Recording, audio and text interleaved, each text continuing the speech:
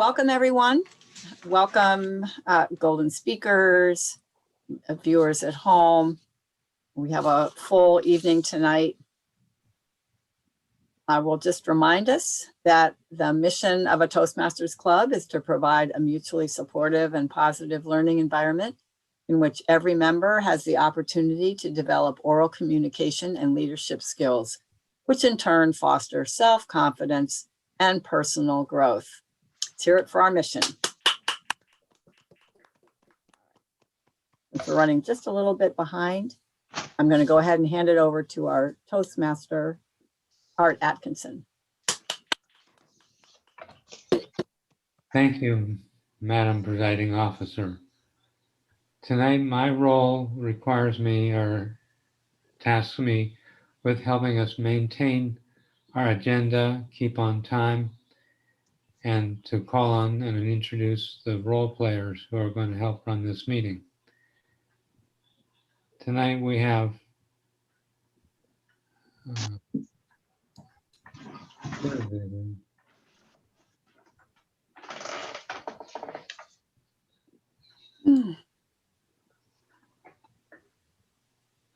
we have several important role players, Veda being the first, serving as our timer. Veda, are you able to tell us, or should I ask for another? Well, I'm still looking for a piece of green something, but I've got a yellow and a red so far.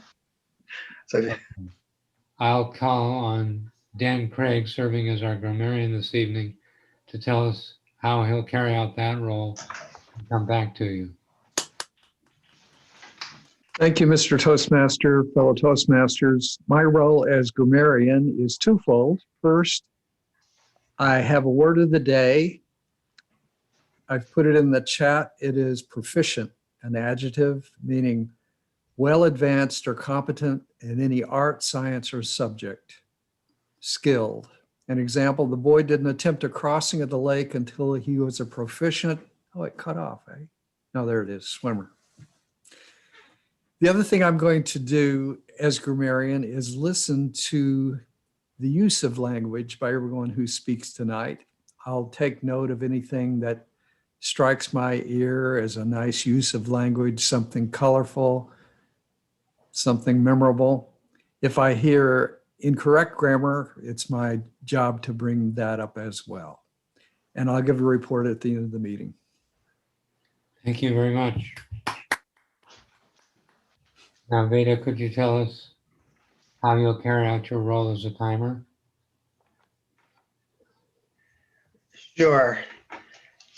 I'll be timing the speeches and the table topics.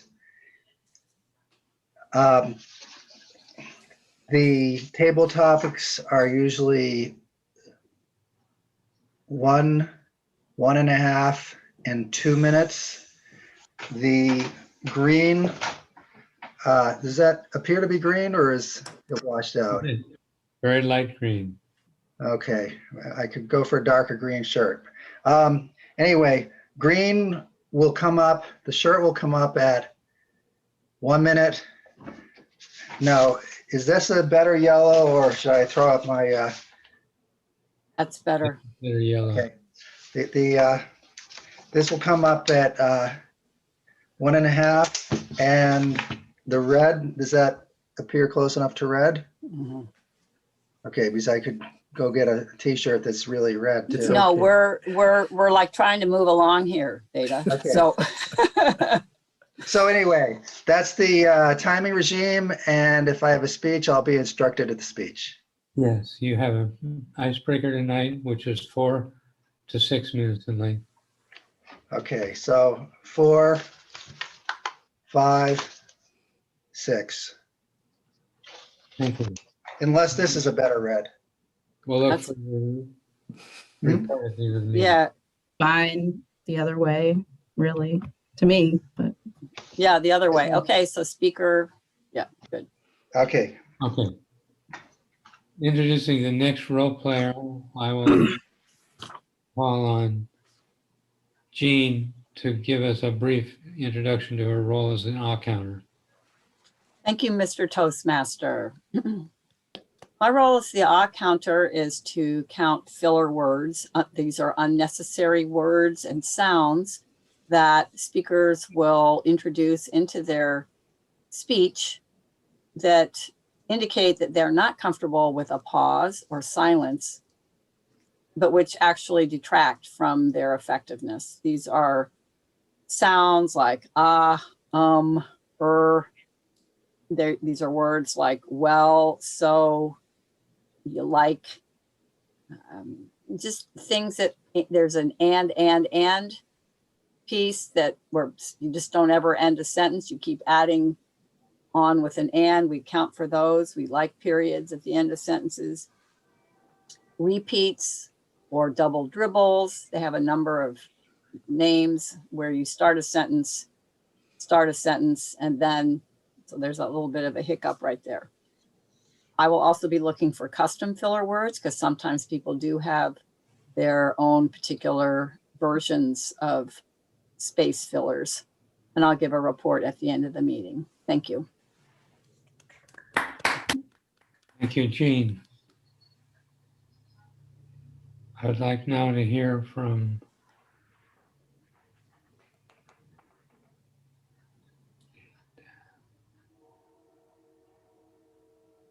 I just let everybody know that Beta will also serve as our joke master. And later on, Dan Craig will serve as our general evaluator. So the time has come right now for us to hear our first prepared speech of the evening from Donna, our new member, Donna. I'll begin by asking her evaluator, myself, to read the objectives of Donna's icebreaker and then to move on to some points to introduce her to you before she speaks. The purpose is very simple.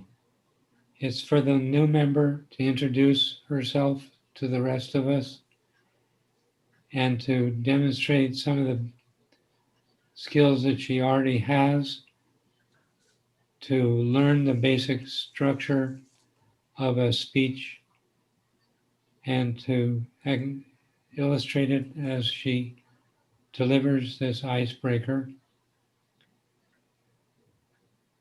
It's to get her feet wet, to sort of begin learning how to organize the butterflies that may or may not exist, but to organize them to fly in formation.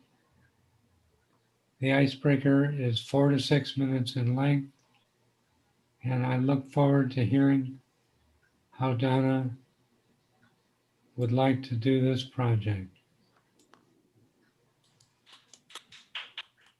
Donna has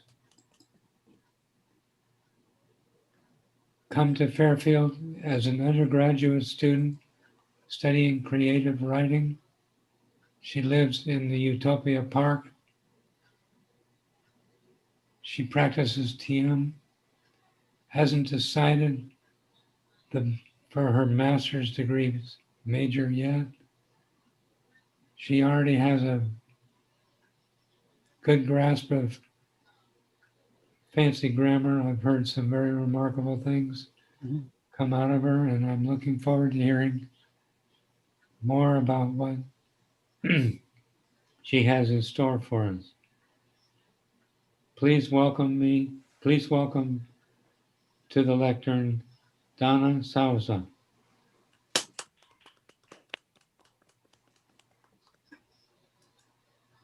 Thank you, Mr. Toastmaster, fellow Toastmasters, and viewers at home. This speech is about me and my education, my relationship to writing, to public speaking, to poetry, to my goals as a communicator, and it contains a little bit of background about my family.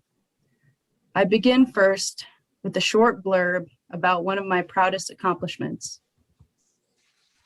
I'm the only one out of 3 siblings to earn a high school equivalency diploma. My brother Jesse and I had the same guidance counselor in high school.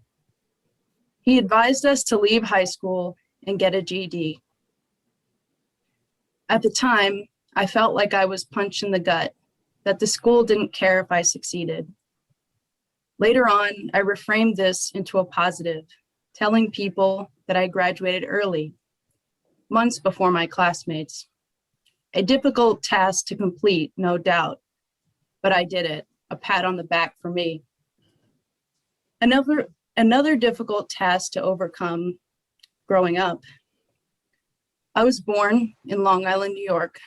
I went to 16 different schools in my K through 12 years and lived in not just New York, but Illinois, Indiana, and Las Vegas, Nevada. I switched schools because of family dysfunction and financial insecurity. My dad loved to travel, he said, but my mother said it was because of ADHD. In the first grade, I wrote my first book in Miss Lip's classroom, and I remember receiving praise for it from my mother. That praise was a real blessing because there's a lot of other things my mother did and said that anyone could take issue with. Her approval of that early success has continued to inspire me through good times and bad. My next little blurb demonstrates my proclivity to organizing and leadership. At about 8 years of age, I wrote a petition arguing for the return of our favorite menu item, Galaxy Pizza, a wonderful delicacy in the 4th grade. With the signatures from my peers, I led the charge, successfully getting our favorite pizza back on the menu. Furthermore, it was in the 9th grade when I met Miss Tamar, and I was introduced to spoken word poetry videos. I was blown away by the powerful performances and superiorly smithed words. I daydreamed that I could create impactful spoken word poetry too, and I would. It was this introduction to spoken word poetry from Miss Tamar that led me to take advantage of more and more opportunities for public speaking in both entertainment and political contexts.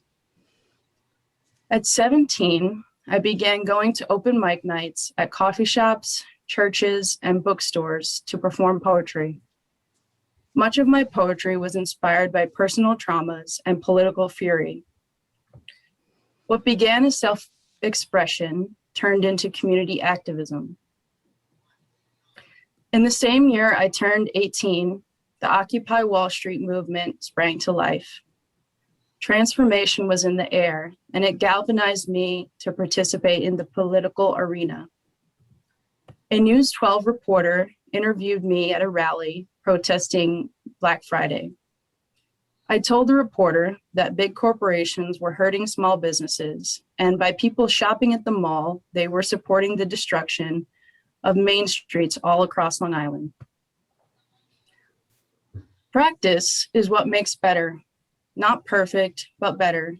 And I can think of one skill I seriously need to work on: team collaboration. In my first semester of college, I walked away from a team rehearsal of our final project after arguing with my classmate. The disagreement was about the way she was directing the play we had collaborated on. The distillation of circumstances boils down to this. She told me to do something and I took offense. I take from this that I haven't cultivated the skills I need to articulate disagreement and frustration in a productive way, nor have I learned to identify the differences between bad criticism and constructive feedback. However, I believe humor can help me because people who cultivate a sense of humor begin to take themselves less seriously. In taking myself less seriously, I can appear friendlier to others. For example, if you've ever noticed someone who is always wearing a stern face that hardly ever cracks a smile, you probably assumed they are not approachable. If inside myself I foster lightheartedness, that will create an overall more peaceful atmosphere around me, in turn helping me to negotiate with people for things I want and ideas I want accepted. Now, all good things must come to an end. like my speech. In summation, early on, I faced a lot of adversity. As my brother would say, what doesn't kill you doesn't kill you. But adversity builds character. I've enjoyed public speaking, performing poetry, and creative writing. In Toastmasters, I plan to work on team collaboration skills. Most people say to go with your strengths and build on them. Don't try to reinvent the wheel, they say. And so I say, I am ready to practice, practice, practice. Back to you, Mr. Toastmaster.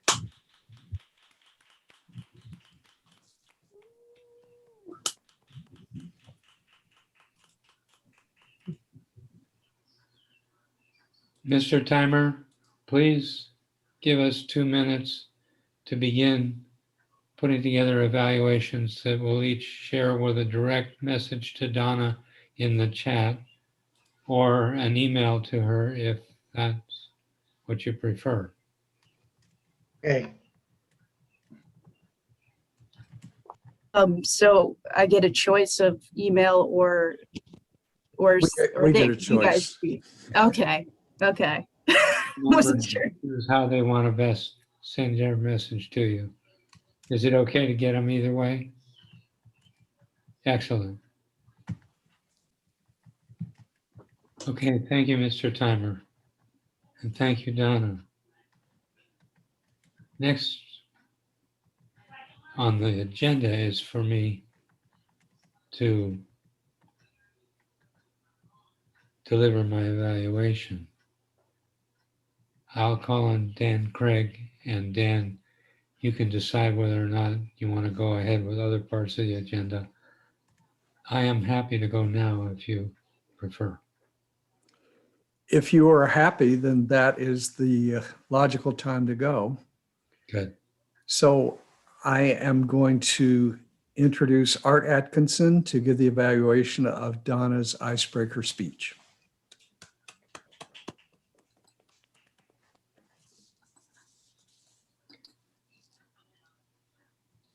Well, I'm impressed. There was eloquent use of language. There was an astounding level of self-revelation and self-analysis that she's done and included. There was humor. There was excellent organization. And there was a definite purpose to your icebreaker, Donna, that is one of the organizing principles that I think makes for a very appealing icebreaker. What I'm referring to is the fact that rather than making your icebreaker into a chronological litany of, well, I was born here and then I did that, you gave us a little bit of that kind of information, but you chose instead to focus on the learning experiences, the events that made you interested in the things that are important to you now, the impact that live delivered poetry had on you, the approval your mom showered on you for the book that you wrote in, I believe it was first grade, and the results of the pizza promotion event that you carried off in fourth grade.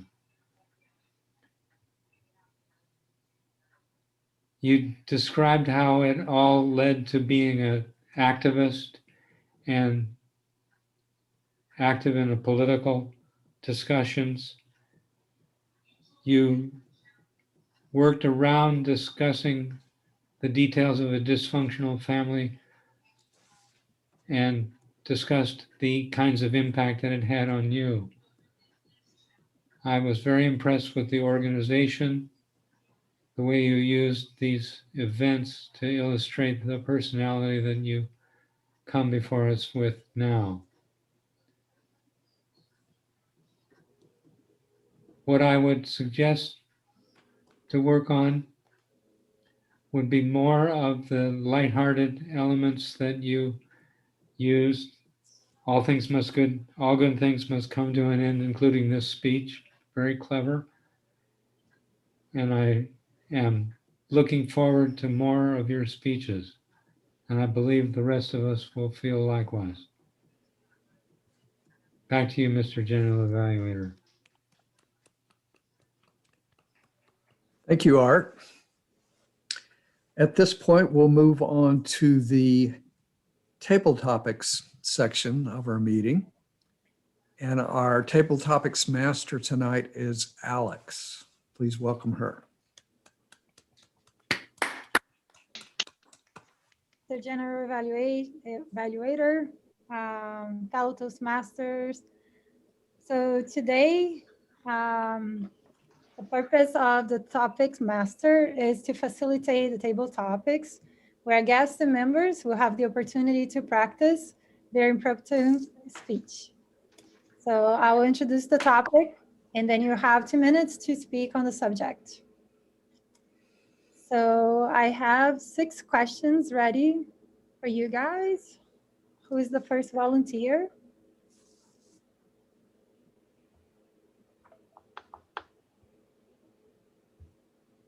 Art. Art. Would you like to pick from 1 to 6? 1. 1, okay. What is your field of expertise? And why did you decide to follow this path? Mm.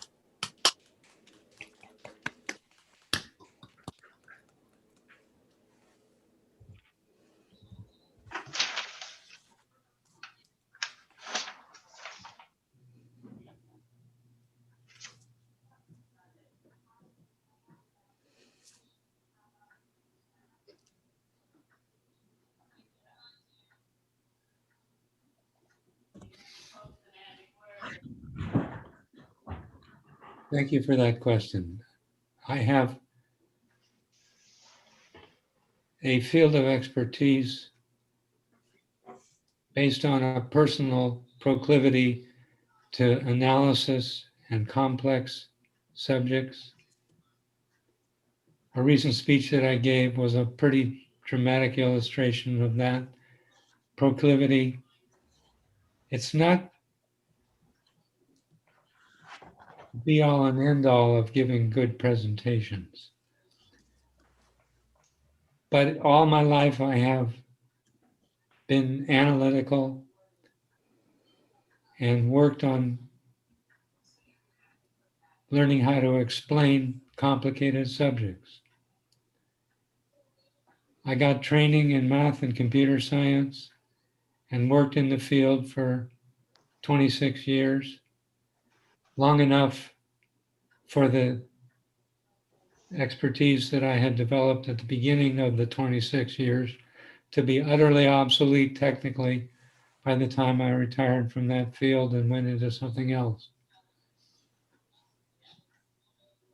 Learning new stuff and figuring out how to put into action is my personal primary skill.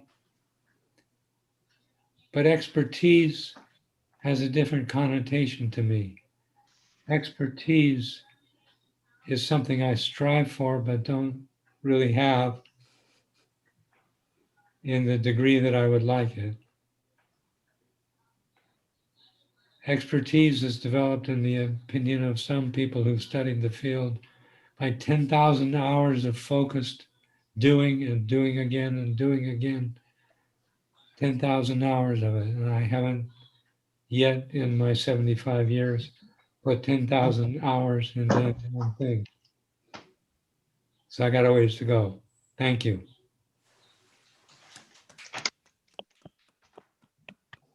Thanks, Art. Who would like to go next?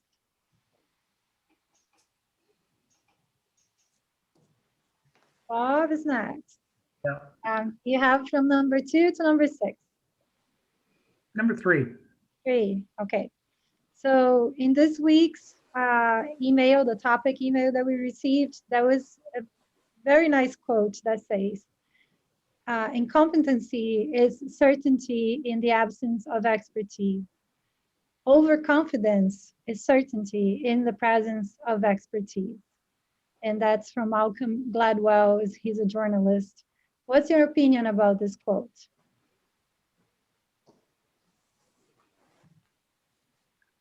Could I ask you to repeat that one more time, please? Sorry. Yeah. Mhm. Yep. Sure.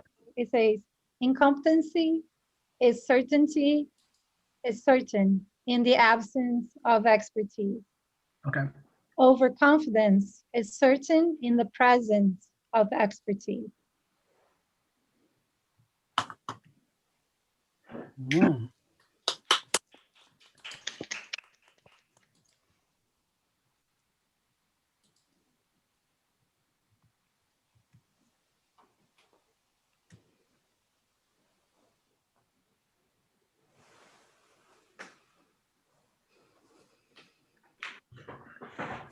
Thank you for the questions, Madam's Topics Master.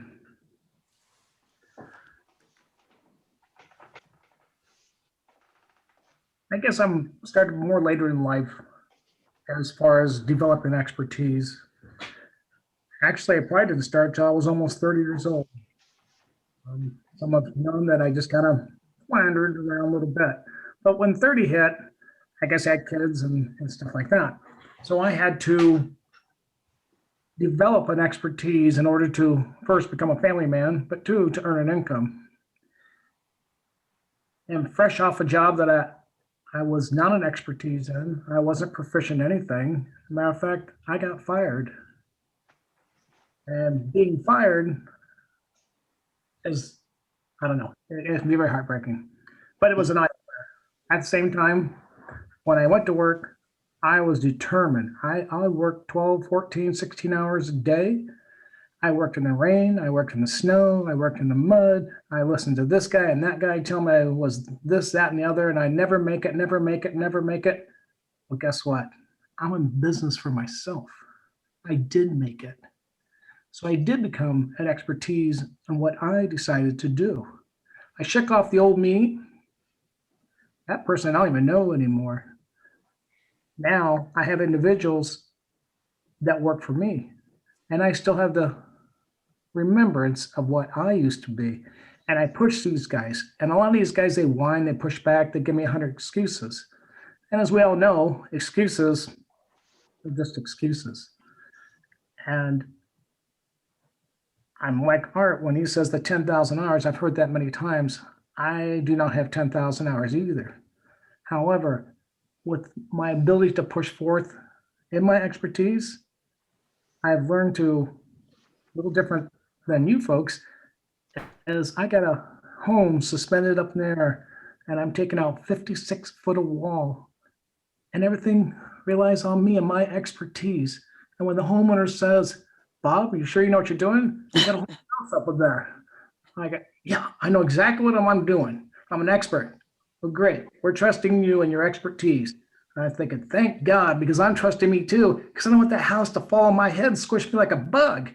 So, back to you, Madam Toastmaster. Mhm. Who wants to go next? Jean.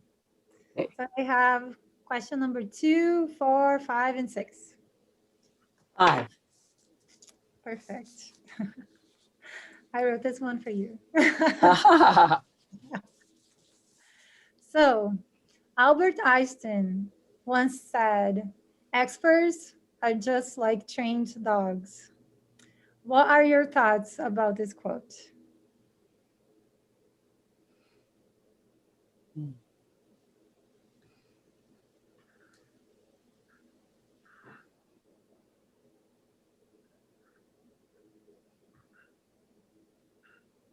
Madam Table Topics Masters, fellow Toastmasters, and viewers at home.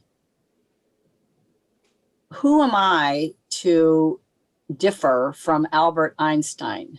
And yet, I feel that I must in this case. at least my definition of an expert is not someone who has done something over and over and over without thinking and analyzing and comparing and contrasting current knowledge with theories and facts that may not fit current knowledge. I feel that an expert is really someone on the edge of whatever field they are considered to be an expert in. I don't think that a trained dog, while able to execute a task, probably flawlessly after a while, the more it practices, I don't view a trained dog as taking the necessary analysis, the compare and contrast, the focus and the hard work that an expert has to do and put in to actually gain that title of being an expert. An expert has expertise, and expertise comes from having tried and failed and picked themselves up and tried different things and looked to see what works and what doesn't, and having team collaboration with other people in the field, trying to come up with the best and most current and relevant information and knowledge. That to me is not a trained dog. And I'm sorry, Mr. Einstein, but I think that you ought to stick with physics, and let's have the discussion about experts with more of an open mind, and because you're not an expert in experts, you're an expert in physics.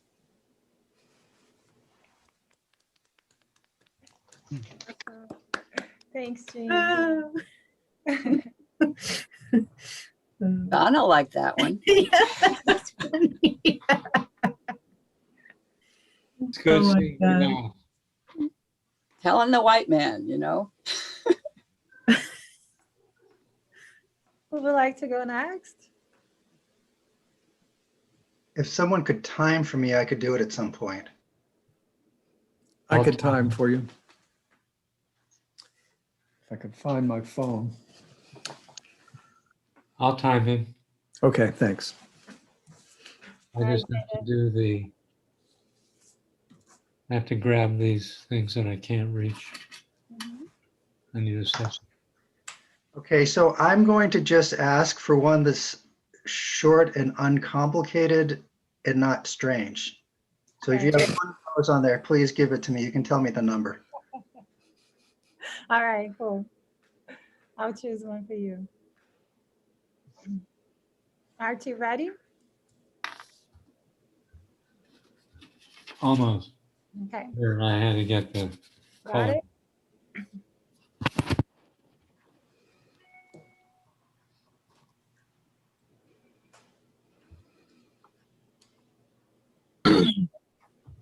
All right.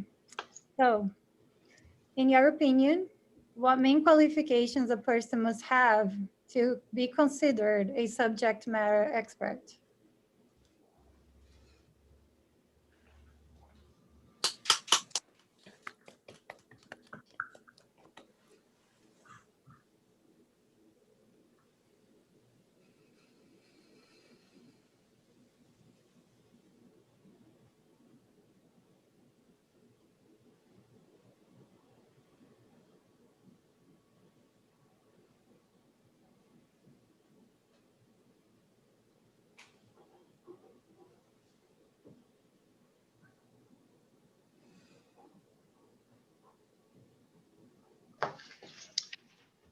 Madam Topic Master, fellow Toastmasters, and viewers, if any at home.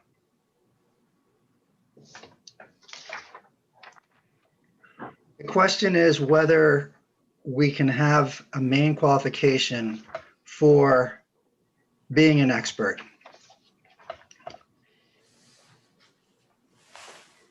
Now, I just wrote down a couple of quick notes, and I think you can sum it up in Dharma, Karma, and Pharma, where being an expert, it's helpful to have something in your family history that makes it natural. That's called dharma.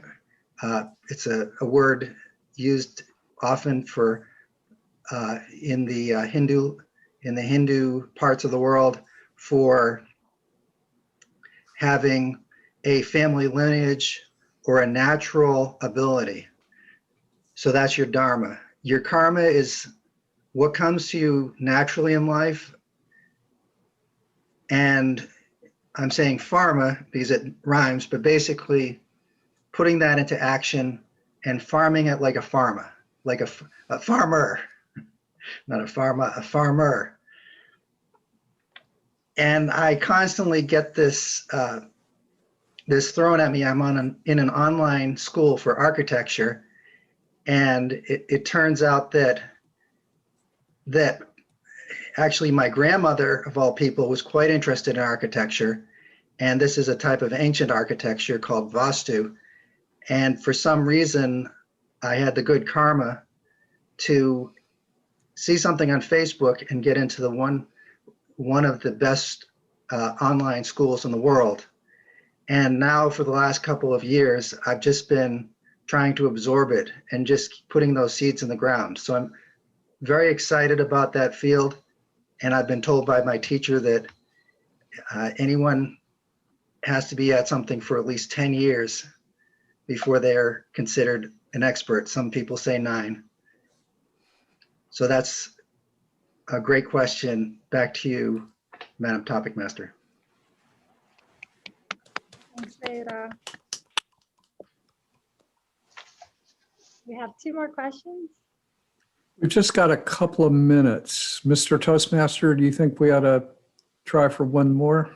One more. Okay.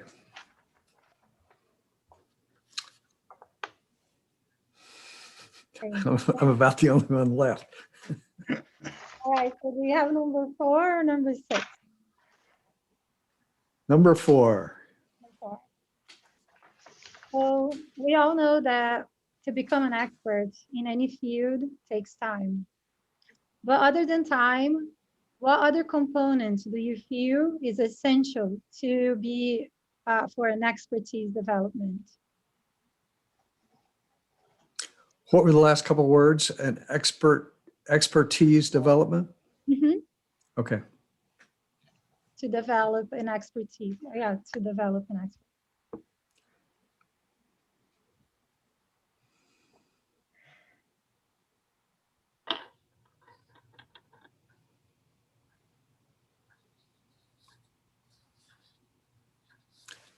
Madam Topics Master, fellow Toastmasters, it's really a very interesting consideration. What other than time is important in order to develop expertise? It is generally accepted that you have to put in many, many hours to imbibe a field of knowledge or a skill.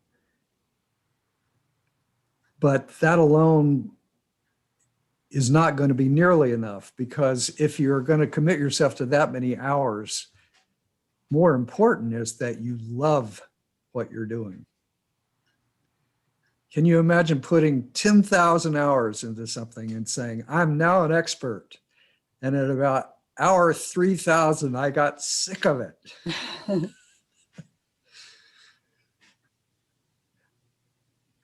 Sometimes it's hard to know when you're a beginner if you've gotten into something that you really love. You have to try various things, work, gain some practical experience with it, maybe reach the level of proficiency, if not expertise.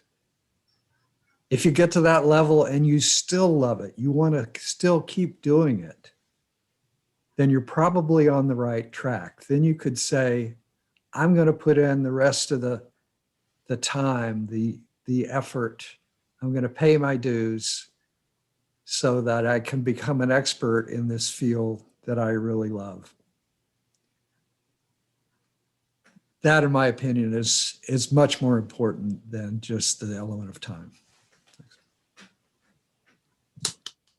Great, thank you. And that's the point we need to stop and ask our timer, which of our table topic speakers qualified?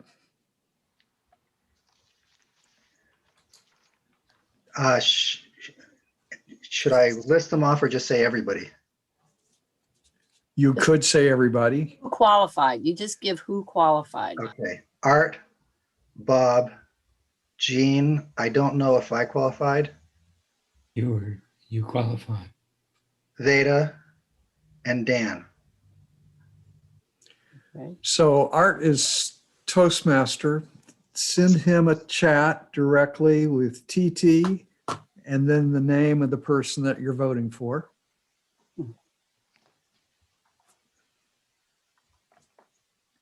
Let's take 1 minute to do that, and then I'll introduce Jean to do the table topics evaluations. And now to evaluate our table topics, I would like to introduce Jean Symington Craig. She's going to have to look up. She looked up. I got I'm her. frantically trying to do 5 things at once here, including finishing my evaluations here. And how many minutes? Okay, 3, 4. I should be able to do this in 3 to regular 4, 2 to 3. 2 to 3. Okay. Okay, Yes, Jean, let's hear table topics evaluations. Jean Symington Craig. Thank you, Mr. General Evaluator, fellow Toastmasters and viewers at home. I'll start with Art. Art had the question, what would be a field of expertise that he has and why he chose it? Art, by the way, used proclivity. In addition to someone else in the room, I think it was Donna used proclivity in her speech, and then Art used it twice in his speech. So that's kind of the informal word of the evening, I think. I'd like to suggest for Art that he think a little bit more, because the question was about what was a field of expertise that he had. And I felt like he did go quite a bit into skills and analytics and figuring out stuff, and he told us about that. I think he could have, if he thought maybe just a little bit more at the front end, could have actually come up with a field where he does feel like he has, if not virtuoso expertise, he still has expertise. Art's been around for a while, and I know he's got expertise in things. Like to hear those, but I did like his breakdown, and I love the way he ended it. 10,000 hours. He's not done that for anything, so he has a way to go. That was a good ending. I just would have liked to have had him talk about expertise. Accordions, Art. That's all I'm going to say. Bob.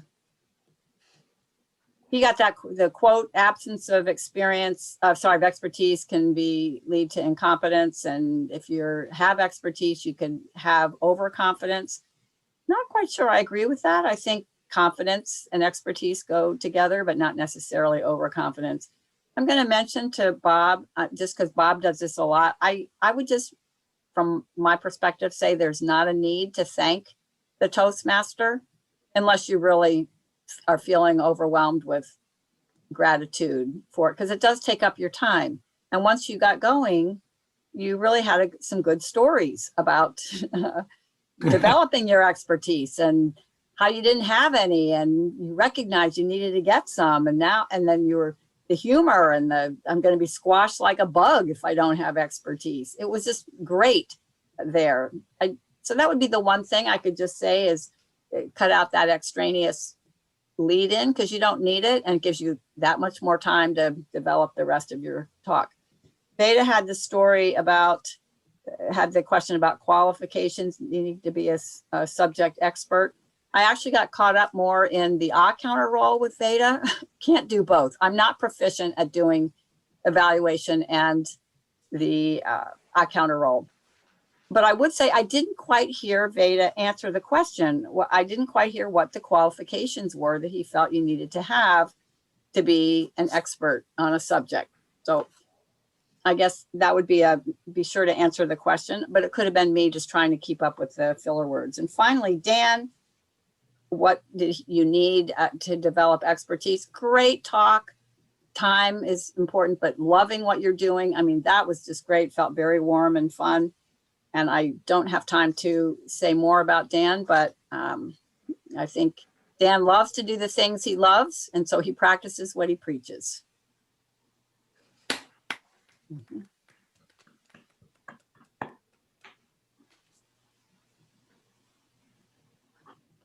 All right. We have had evaluations from Art and from Jean. Mr. Timer, did both those evaluators qualify?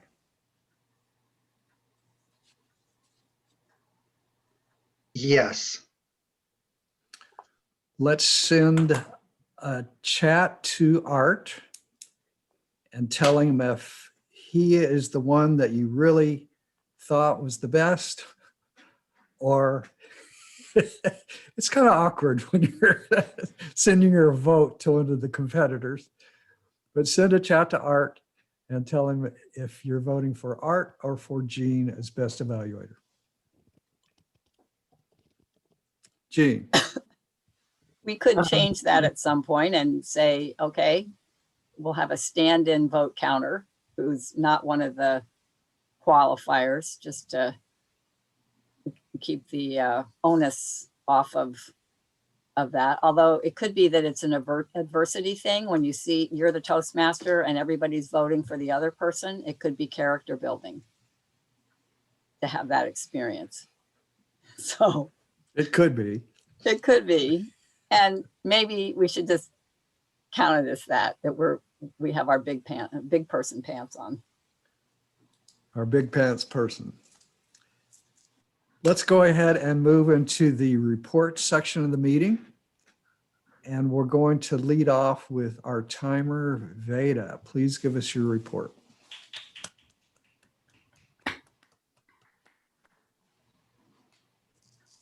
Dana's speech was 6 minutes and 20 or 25 seconds. I missed starting the timer, but it was between 6:20 and 6:25. Art's evaluation was 2 minutes and 50 seconds. For the topics, Art, 2 minutes and 10 seconds. Bob, 2 minutes and 29 seconds. Jean, 2 minutes and 25 seconds. I don't know my time. 2 minutes, 22. 2:22, thank you. Dan, for his topic was 1 minute and 50 seconds. And then Jean doing her evaluation was 3 minutes and 30 seconds. Yep. I saw that 0 and she just, great job, everybody. Mhm. Thank you, Veda. Let's hear from Jean as the counter. Thank you, Mr. General Evaluator. I did catch a couple on Art tonight, not his usual style, but I was listening carefully because I just don't want Art to get too cocky on these things. Cheeky, as someone has said tonight. Sort of, which I consider a filler word. It's wishy-washy, sort of, kind of. I count those. So Art said a sort of. He said, he said, well, and he had one repeat. Started. Donna. And we're calling her name now is Donna without the H, but so we have to veer from calling her Dana. It's Donna. So we'll keep that in mind. Donna, you're training us. Donna had one now. She was very clean up until right about she said now. And that would be the thing I would say was not necessary. Just start the sentence. Don't have to say now. Some people use now all the time. Now. So you could take a look at that and think, it's my opinion. Alex had 2 ums, 2 so's, and that was that. Veda. Now this is where I got a little sidetracked. Beta, I'm sorry, I'm picking on you just a little bit. That's okay. Okay. It shows my rustiness in the field. Yeah, it's all right. It's all right. Had 6 ahs, sort of that thing. 1 repeat and 4 ands, where the sentence got added to with an and. That is my report. I did not catch Bob that I heard, and I did not catch Dan either. Clean, as we say. That's my report. Clean or at least uncaught. My first time, Gene. I'm going to give my report as grammarian next. The word of the day was proficient. I heard myself use it. Did anybody else use it? Dan, everybody was using it. Proficient? No, the word that everybody was using was proclivity. I couldn't hear anything else. You use proficient. Okay. Mhm. Who else claims to have used proficient? Okay. Jean and Dan, everybody. I heard proficient. Okay. Very good. You have a proclivity for hearing proficient. Tonight, Exactly. yeah. Exactly. Phrases. Dana threw a lot of interesting phrases out in her talk. She said, punched in the gut. She said, I think I got this right, poetry inspired by personal traumas and political fury. That's memorable. At one point she said, distillation of circumstances boils down to this. A lot of nice phrases. Art said proclivity a lot in an enjoyable way. I think he said personal proclivity based on analysis. Thank you. I'm already clear. And Veda said the memorable Dharma, Karma, and Pharma. That's my report as grammarian. Now I'm going to ask Veda, thank you. Mhm. Ask Veda to give us a joke. Thanks. So I found that when I was going through the jokes, I would, on the internet, first of all, I think there's a lot of probably other people who use the same jokes. So I ended up writing my own jokes. So I hope they're actually funny. But it's basically that same, how many something does it take to screw in a light bulb? So people just give me guesses. Mhm. How many consultants does it take to screw in a light bulb? On the expertise theme. Only one, but you'll have to do the screwing. Lawyers. How many lawyers does it take to screw in a light bulb? One, but you'll be held liable if he falls off the chair. How many accountants does it take to screw in a light bulb? I could have said two, one to screw you, but one to screw in the light bulb and the other to send you a bill. Porcupines. How many porcupines does it take to screw in a light bulb? None. Porcupines don't screw in light bulbs, but if you need a porcupine to screw in a light bulb, you've got bigger problems than I can solve here. And the final one, which everybody should try to guess, is how many chickens does it take to screw in a light bulb? Any guesses? Not even a number? 5. Oh, good guess. One. Takes one. But it will have to cross the road first. Good work. Okay, not bad. Good work. Thank you, Veda. You've gone above and beyond in the joke master role. I want to also mention that you really enjoyed giving that helmet as a signal That was memorable. in the meeting. Yes, that was memorable. Well done. It's my turn to give an evaluation of the evaluators. Our first evaluator tonight was Art, doing an evaluation of Donna's Icebreaker. I like that Art started out saying, "I'm impressed." He gave a lot of praise on the language used, the humor, the personal revelations. And that's a good thing to do for every evaluation, to make somebody feel good about what they've done and want to come back and try it again. I also like that he had a good suggestion at the end. He suggested more of the lighthearted elements to put into the speeches. One suggestion I've had for Art is something that I have to tell myself over and over. When we begin to repeat what was said in the talk, it's not usually such a good idea unless we're using it to give out an example. So there was a little bit too much of that. Otherwise, really quite a nice job. Thank you. Jean was the evaluator for table topics. First off, I was impressed that she really could evaluate that many people in 2 to 3 minutes. Try that sometime. It's not easy. She had praise for everyone. She had a suggestion for everyone but me, I think.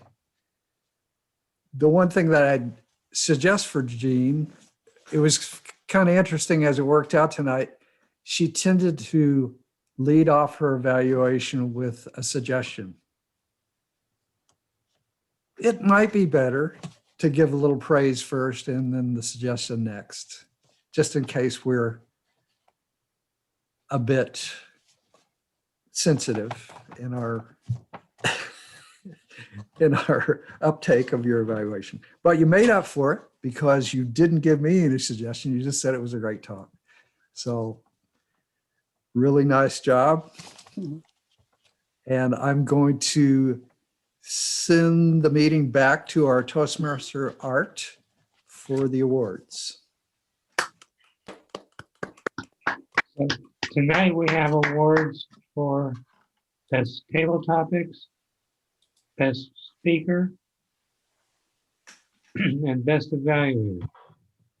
Let's start out with the drum roll necessary to raise suspense over who's the best speaker of the evening with a prepared. And Donna has. Ooh, ooh, yeah. Ooh, ooh, ooh, ooh, ooh, yeah. We need to find some icebreaker ribbons too for new people. What we need to do is distribute a supply of ribbons to the club members so they can hold them up and demonstrate that they've got them when they win them. You're critiquing my celebration actions here? Or You're- figure a way to transfer them in the chat. That would be even cooler. Yeah, we can email them. We can email a facsimile. We need to figure out if TI can produce a digital ribbon.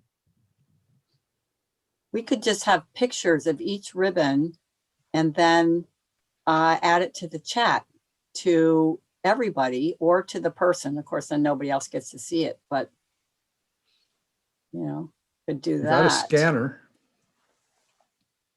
Well, or just take a picture of it. I mean, just- Let- okay. Let's announce the best table topic speaker. Drum roll. Tonight, it was Dan. Yay, Dan. Okay, here we go.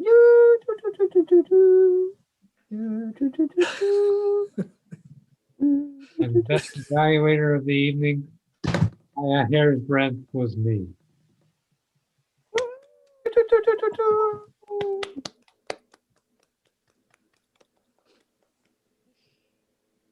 I will now hand the agenda back over to the presiding officer, Jean, VP of Education. Thank you. Thank you, Mr. Toastmaster.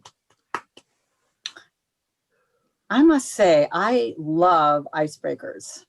And we have had 2 excellent icebreakers last week and this week. Donna just hit it out of the park. Of course, now you have to go with, well, I hit it out of the park. Why would I want to go up to bat again? How could I do better than hitting it out of the park? I should quit while I'm ahead. Can't think that way. You just got to keep moving and grooving. But Larger part. anyway, it's just very, very nice that we had this, all of these people, and everyone stepped up. Alex had first time in more of a major role, the table topics master, and did a great job there. Obviously prepared, had questions that are not answerable by yes or no. That's something we really want to avoid. Would you like to be an expert in something? And then the response is yes. That's it. So you haven't created any runway for the person to expand and expound. So didn't even talk to her about that. She got that all right. There is a district meeting this weekend. Did you guys get emails on that? And it may be that you may be in school. It's Friday evening and Saturday all during the day. It's the annual District 19 conference. There's going to be, first of all, did I just see who got an email about that? I didn't get an email, I don't think. Okay. You should have. So I will forward this to you. There'll be 2 competitions. There'll be humorous. So the best humorous speakers, and they've been working their way up, winning at different levels, club and area and division. And now we're at the district level. And then there'll also be the international speech competition. I will send that email to you guys. Okay, I don't know why you didn't get it. It's coming from the district. They should have all the members in there. Jean, I think I got it, but I've noticed that a lot of Toastmasters email go in the spam box when it comes from the district and places like that, because it seems like maybe former members just don't want to get those anymore. And then they start sort of categorizing it, so people should look in their spam, make sure that's not happening. Yeah, and teach your system that that's an email you want to get, so it doesn't keep going in spam. You can tell it and say, no, I want to get this. But anyway, it's all Zoom. Dan, why am I suddenly hearing myself? Okay, I don't know. It's all Zoom, and it's just an opportunity to get out of the local area and be with other Toastmasters and remotely, and just kind of see what's going on in the district. It'll be interesting.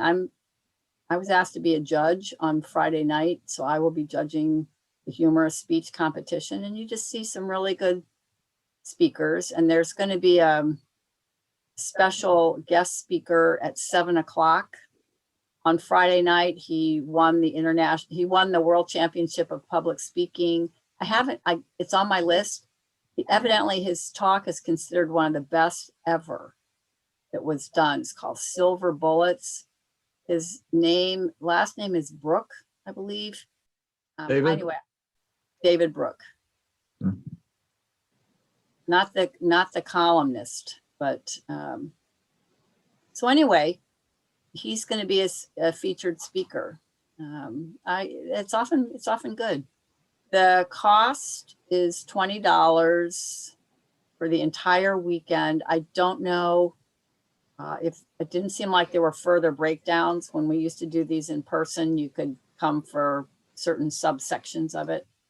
But anyway, just take a look at it so you know about it. And if you want to attend and can attend,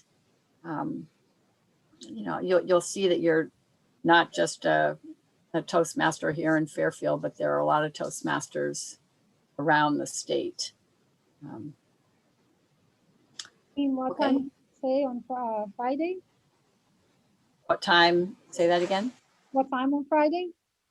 Well, the whole thing starts at 5:30, as I recall. And they have, it's like a welcome, and then they have, first timers, if you've never been to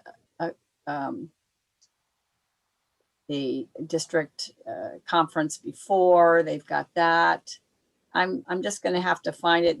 They've got a link in the email that takes you to the schedule, and you can see when everything is. It's basically that gentleman.